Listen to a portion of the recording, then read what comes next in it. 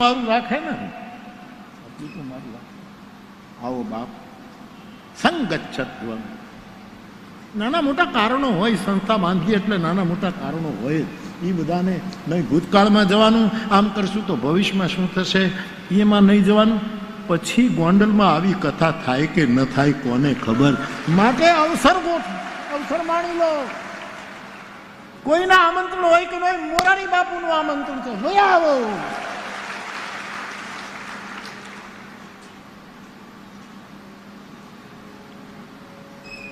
બાકી તો આપ દયાળુ છો બધા, બરાબર મુરદાસ બાપુ? બાપુની લીટી ગાઈ મુરદાસ બાપુ. કાલે એને સરસ કહેતા હતા કે મેં જાજબ ખંખેરી અને મારા ગુરુરામને બેસાડવા માટે જાજલ ખંખેરી અને આમ પરખી પાથરી કે એમાં ક્યાંય રજોગુણ ન રોગ. સાધુનું આસન રજોગુણી ન હોય. જાટકી એટલે રજ કાઢી એટલે રજોગુણ કાઢી નાખવાનું. મેં હરીન્દ્રભાઈ દવેને કીધું, મને કે બાપુ આ પધરામણી શબ્દ તમને કીધું, પધરામણી શબ્દ બહુ ઉત્તમ છે. મારો વાલોજી આવ્યાની વધામણી છે, પરંતુ કાલાંતરે પધરામણી શબ્દ રજોગુણી થઈ ગયો એટલે મને નથી ફાવતું. હરીન્દ્ર દવેને મેં કહ્યું, મને થોડોક રજૂ કે ભાઈ આવું આસન પાથરો, આરતી કરો, પૂજા કરો, ફલાણું કરો, આ કરો, એ થોડુંક રજોગુણ લઈ ગયા એટલે મને વ્યક્તિગત રીતે ને. બાકી તો જાજમ પાથરીને રજોગુણ ખંખેરી અને આપણે આપણા ગુરુઓનું પૂજન કર્યું છે. સાહેબ, આ આપણો દેશ છે.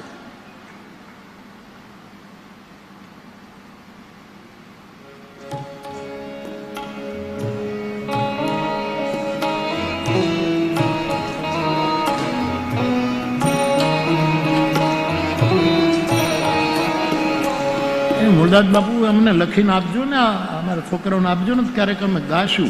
એમને હંગરી રાખશો તો પડ્યું રહેશે બાપુ. હું તો આનંદ કરું. મને એક જ લીટી આવે છે, સીતારામના પ્યારા છે, સીતારામના પ્યારા દેશ સંતો ભરતા મંદિરા સીતારામ, સંતો ભરતા મંદિરા સીતારામ.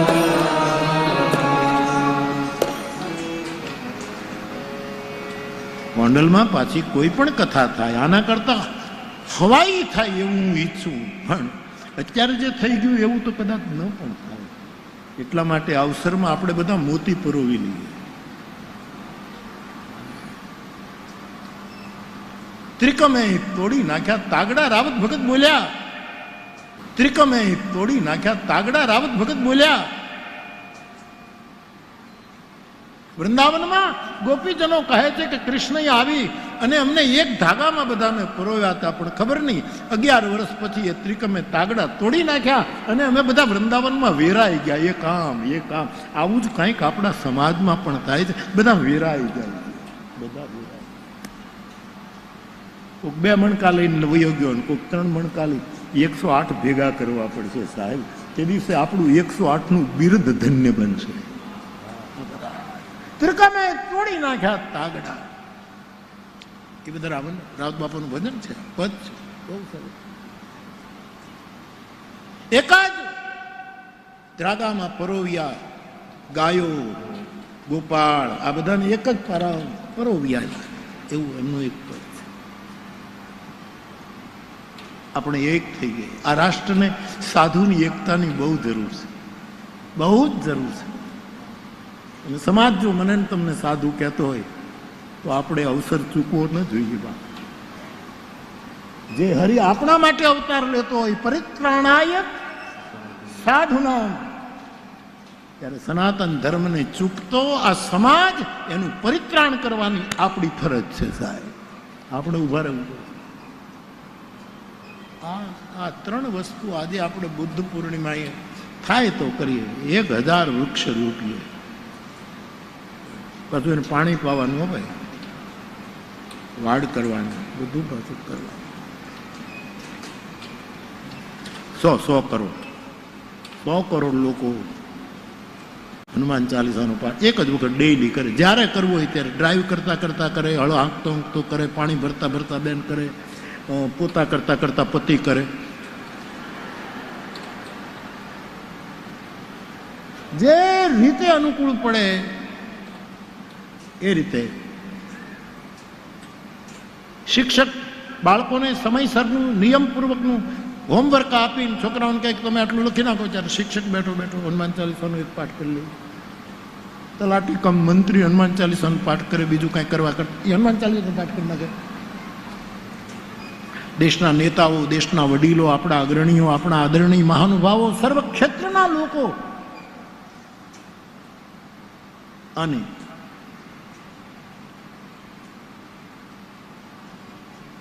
સત્ય અને શાશ્વત વૈદિક અને સનાતન ધર્મ એને હાનિ પહોંચે ત્યારે અમે ઊભા રહીશું એવો 100 કરોડ લોકો સંકલ્પ કરે.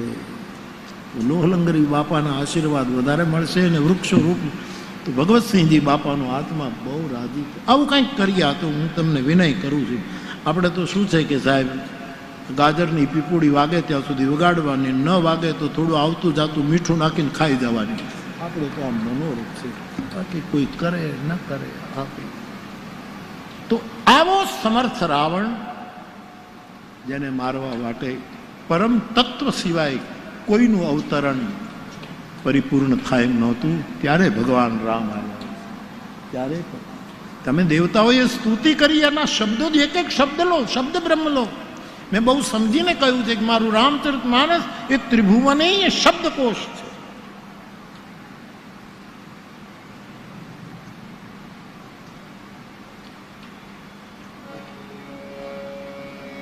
જય જય સુરનાયક જન સુખદાયક પ્રણત પાલ ભગ.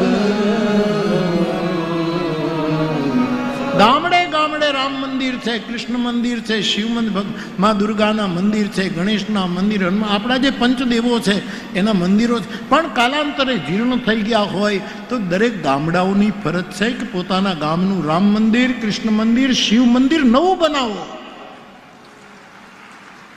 કપાસના કે ઘઉંના ભાવ અત્યારે હારા નહીં હોય તો આવતા સમયે મંદિરનો નિર્ણય કરશો તો હારા ભાવ આવશે.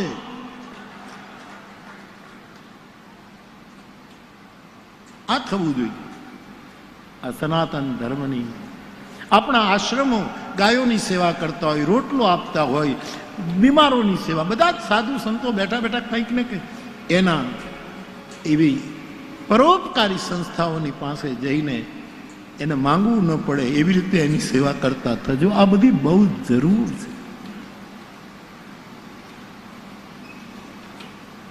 મને ઘણા ચિઠ્ઠીઓ લખે છે કે બાપુ આપે ખાલી કીધું આ હેત માટે, જેને હેતુ નથી આ કથાનું કોઈ, પણ લોલંગરી બાપાના સ્થાનમાં નક્ષત્ર ચાલે છે એના પહેલા માટે હેત વરસાવવું. મને ઘણા પૂછે છે કે બાપુ અમે હેત વરસાવી જ નાખો, હવે 3 દિવસ બાકી છે, વરસાવો. એવું રામ તત્વ અવતરિત થયું. કારણ કે રાવણ કેવો, રાવણના જેવો, એની કઈ તુલના ન થઈ શકે. 1,00,000 કંસ અંદર હમાઈ જાય ને કોઈ રાવણ ન થાય. રાવણ ગજબ છે સાહેબ, ગજબ છે.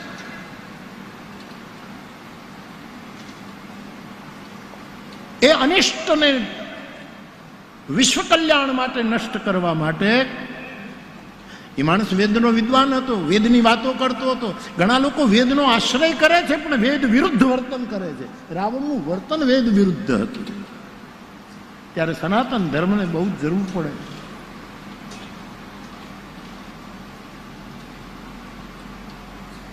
બાપ એવું પરમ તત્વ જેને માલ્યવંત રાવણને કહે છે, મંદોદરી રાવણને કહે છે તમે રામ ભજો, રામ ભજો. વાલ્મીકીમાં એ વખતે રામને વિષ્ણુના અવતાર તરીકે સ્વીકારવામાં આવ્યા છે. એમ કહેવામાં આવ્યું વાલ્મીકે, રામ તમારી સામે આવે તો સમજો ઇન્દ્ર આવ્યો છે, રામ તમારી સામે આવે તો સમજો રુદ્ર આવ્યો છે, રામ તમારી સામે આવે તો સમજો તમામ દેવતાઓ આવ્યા છે. રામમાં બધા દેવતાઓનો નિવાસ છે, જગ નિવાસ તુલસીનો શબ્દ, આખું બ્રહ્માંડ એમાં સમાહિત છે. એવી રામકથા ગોંડલમાં મંડાણી છે. ત્યારે 100 કરોડ જાડ રૂપિયે 100 કરોડ હનુમાન ચાલીસાના પાઠ કરીએ અને આવું કંઈક કરીએ.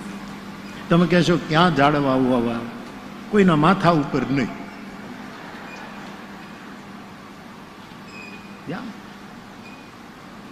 સર પંચાયતને પૂછી ગામની શોભા જાગે, કોઈને આડા ન પડીએ, ઘણા ન થાય. ઘણા લોકો તો એટલે ઝાડ નથી વાવતા, પછી ત્યાં ગાયું ને ભેંસું આવીને બેસે એટલે એટલે પણ ગાયું ને ભેંસો બેસે તો તે વાયુ છે તો બેસે. ઘણા આની બીકે તે નથી વાવતા. આવું કંઈક કરીએ, ગોંડલની કથામાંથી કંઈક પરિણામ લાવીએ.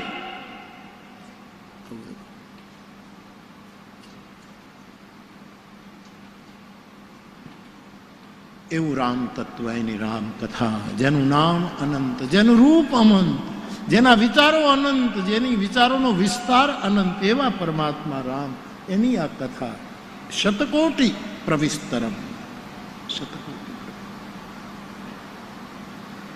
તો બાપ, એ રામકથામાં શિવ વિવાહની કથા કરવાની છે અને શિવ વિવાહ પછી ભગવાન રામના પ્રાગટ્યની કથા ગાવી છે. આજે તો નક્કી કર્યું છે, પછી ખબર નહીં. આટલા વર્ષો પછી પણ હું કહું છું, મારું નક્કી કરેલું કાંઈ થતું નથી. હું નક્કી જરૂર કરું કે ત્રીજે દિવસે રામ જન્મ કરી નાખવો જોઈએ, જેથી કરીને બીજા પ્રસંગોને થોડોક નાનો મોટો ન્યાય અપાય. પણ ખબર નહીં, પછી અહીંયા બેઠા પછી કંઈક જુદું જ થાય. પણ આજ તો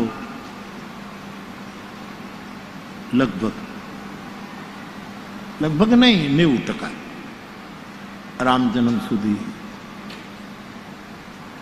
અમે તો આ બધા ઉત્સવો બંધ કરી દીધા. રામ જન્મનો ઉત્સવ ને આ બધું પહેલા વળી થોડુંક કરતા હતા, બંધ. કારણ કે પછી હું તો જે કહું એ પ્રમાણે તો કાંઈ રામ જન્મ કરાવું નહીં. એટલે 4 દિવસથી યજમાનો તૈયાર થઈને આવે ને પાછા ઘરે જઈને નવા કપડાં પહેરે, ઘરેણાં પહેરે, અને આજે તો રામ જન્મ બાપુ કરાવશે ને આપણે તો નંદ ભાઈઓ કરશું. હું કાંઈ કરાવું નહીં. એટલે કોઈને કાંઈ તૈયારી કરવાની રહેતી જ નથી સાહેબ. અહીંયા ગમે ત્યારે રામ તો ગમે ત્યારે પ્રગટે સાહેબ. જે દિવસે આપણામાં રામ પ્રગટે તે દી રામનવમી.